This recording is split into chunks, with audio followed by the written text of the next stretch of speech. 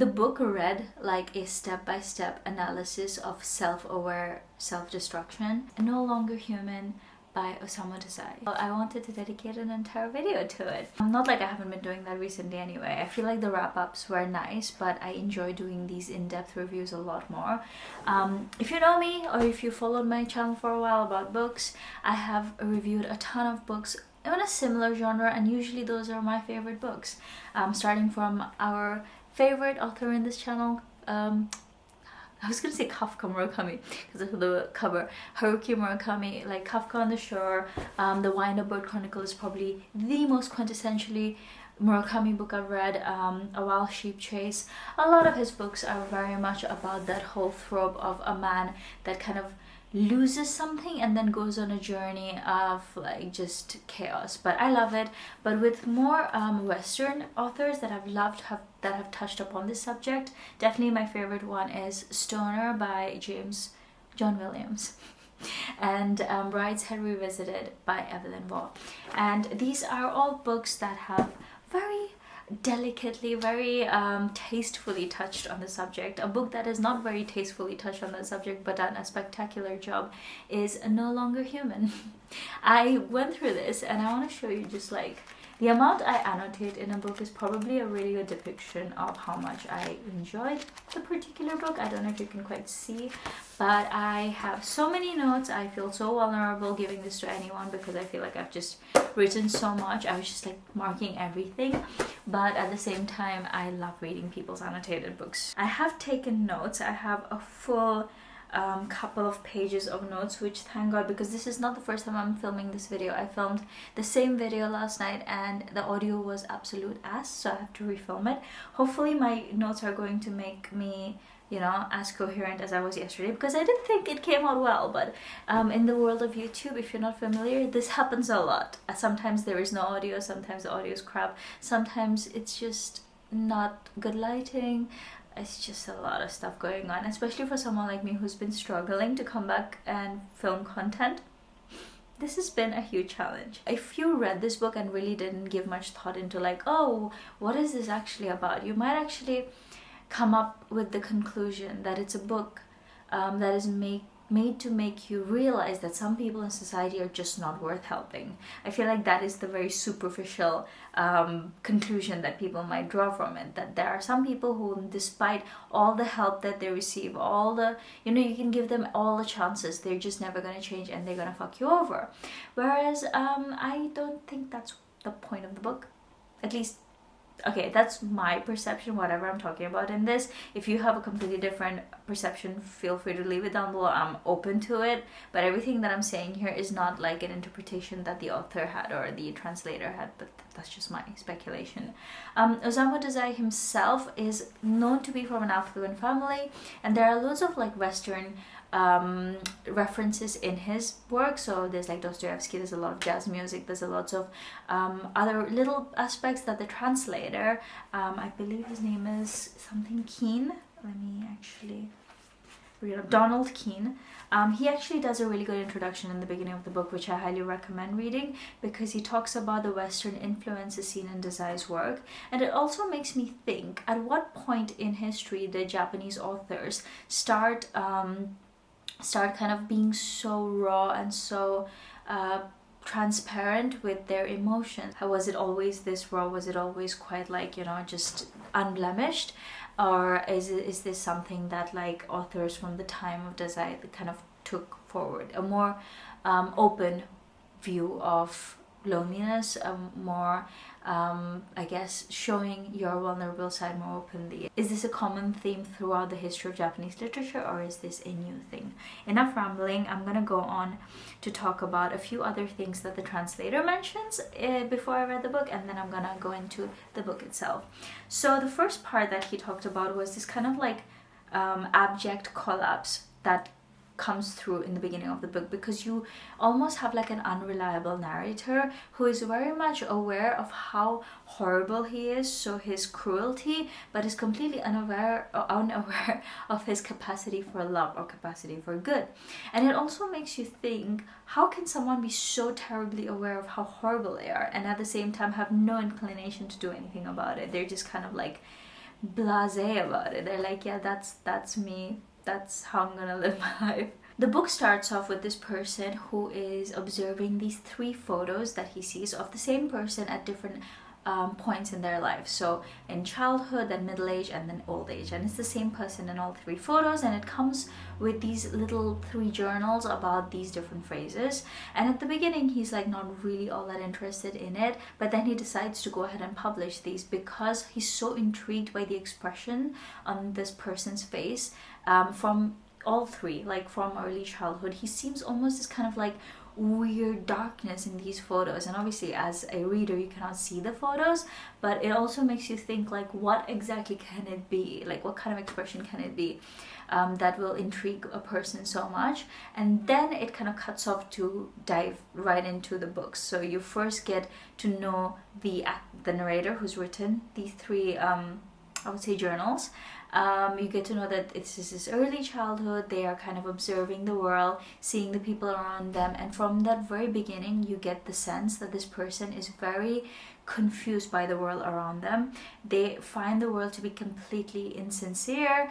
They question the sincerity of people around them and the relationships that they have, the kind of interactions that they have, and they decide that in order for them to survive in society, they need to almost develop this clowning. They put a word on it, like clowning, which is basically performance, performing for other people to make them believe that they are as human as the others, to entertain them and to form these pretense of like, I'm also human, while slowly starting to develop the feeling that they might not actually be human, or like, I'm not like everybody else. It's not like that. It's more like they're almost incapable of understanding other people, which makes them think, okay, if I'm to survive in this society, I need to be more like it.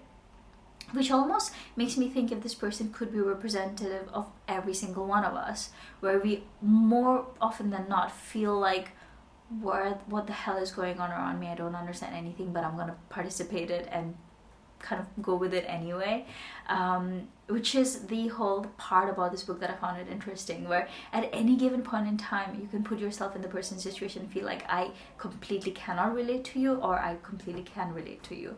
I have never felt at such extremities about one character ever. He feels that all human beings live in this form of like mutual distrust, and almost like human beings are not portrayed, like all the people in this book, they're not portrayed to be dumb, but they're almost docile, like they're almost aware of the fact that they're cheating, or like they're not being completely honest with one another.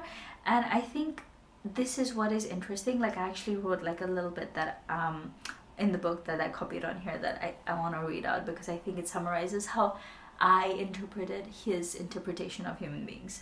Somehow I think it's actually quite easy to relate to the protagonist. To a certain or a large degree, we all are aware that we are being deceived in certain situations or in certain relationships, and yet continue to believe in a narrative that we know only to be half true, or that fits our version of what makes us happy. We notice and ridicule this behavior of being kind of, oh, like, why are you in this relationship when you clearly know that he's being deceptive? Or why are you continuing to trust this person when you know that they're being deceptive? We judge this type of behavior in others while never really noticing it in ourselves when we're doing it, or almost letting ourselves go along with it to a point where it's like, are we even any better? Because we're going along with it. He cannot comprehend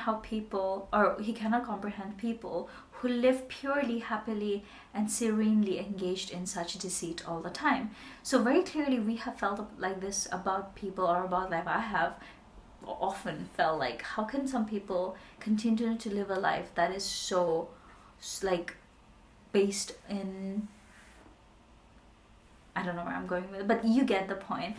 But at the same time, a lot of people say like, oh, you're just overthinking it, life is not meant to be that complicated. Where I'm like, I disagree. I think there are layers to everything, and if you just kind of accept things sometimes, that's not really how it's meant to be, but that's an argument for another day. Towards the end of the whole childhood period, he does make a friend that it starts off with this person kind of seeing through his bullshit, and you realize like, shit, if this person can see through my bullshit, he's gonna out me out, so I'm gonna befriend him.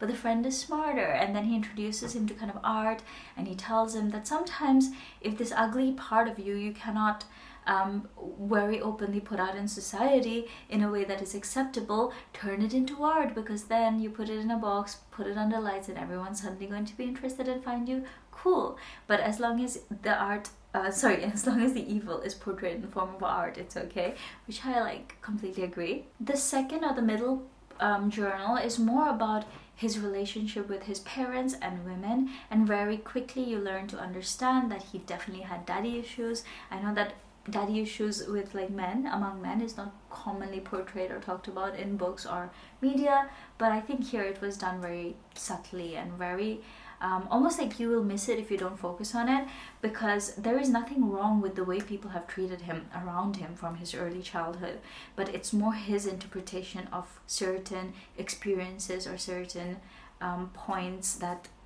certain interactions that he had with his dad or his parents. And I think I have to mention that much like Dazai, this character is also well-to-do, like they are from a rich family and they always got everything served to them, so it almost makes you think like having too much time makes people overthink and hence develop issues that they otherwise wouldn't have had time to develop. Or is the narrator saying that anyone in any circumstance can feel this way, not just people in a disadvantaged situation? I don't know which interpretation is more accurate. In this very same stage in life, we also see the narrator's overwhelming obsession with finding simplicity in these interactions with people. Like he knows that at every single point in his life, people have expected things from him.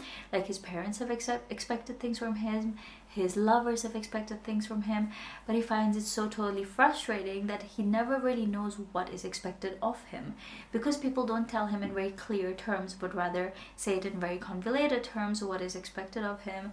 He continues to believe that whatever people want from him is just too hard to understand, people are too complicated, I can't deal with this shit, and he refuses to deal with this shit. Whereas I think that is a major problem with people.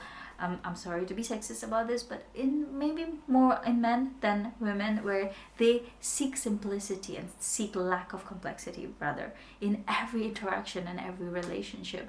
Whereas like why do you always think that everything is more complicated than it needs to be? Sometimes maybe just try and see it from the other person's perspective. I think this also comes from, again, being like this particular character had always everything laid out for him, and in the first illusion or first chance that they're given a choice, or this illusion of choice or having to choose what they want, they just kind of lose it. They almost get frustrated by the illusion of choice, which is so interesting. There's also this really interesting part around page 119ish. If you get to read it, I don't want to spoil it, but it's basically an analogy of society, where they talk about like, oh my god, like you totally shouldn't do this because society will judge you. And then he turns around and goes, who's society? You will judge me.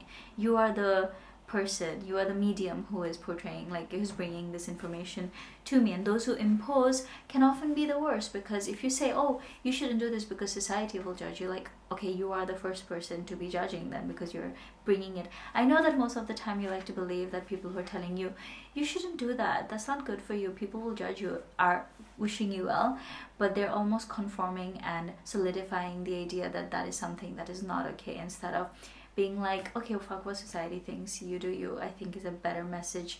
Unless we live in a society where, you know, if you don't follow that norm, you will be severely punished and killed. I think if that is not the case, then you do you, boo boo should be a better message to put forward. The very last part of the book was probably the most shocking to me, because it touched more on there's sexual abuse, there is suicide, there is a lot of addiction, alcohol, drugs. And at this point you realize that this whole book, this narrator has been wanting you to hate everyone in his life. Every other character is meant to be hateable and horrible, but then you realize that is really not the case. Everyone in this book from the very beginning has tried their best to help him or be helpful in any way. And it's almost surprising that he's never seen it that way. The whole time he's trying to make you hate or despise all the other characters, all the while himself being the most despiseful character. So I think that says a lot about how unreliable and how relatable the character is on an individual level. The book read like a step-by-step analysis of self-aware self-destruction. And I think there's so many parts to it that are just like, okay, I read it, I think I understand it, I'm not totally sure. And that like part where it is stitched together at the end, but not really, because you only get to read it from one person's perspective, but there can be so many different perspectives, and you almost find yourself in the shoes of other people in this book and thinking, oh my god, like of course they behave like that because you're being such a jerk. But you only get to hear it from the jerk's point of view, which is, I think, important in society to sometimes understand that it's not that necessarily that people cannot be helped or cannot be improved, but the whole idea that you think that you can change people and that you putting all your time and effort into certain people will change them is highly flawed, because people are not that simple and they don't work like that. But yeah, that's my full review of this book. If you haven't picked it up, if you're intrigued, I hope I got you intrigued, do pick it up, because it's not a long read at all. Like, the print is quite big. I love these types of editions where you get to like scribble. They have like thick borders. But yeah, that's all for today. I hope you enjoyed today's video, and I'll see you next time.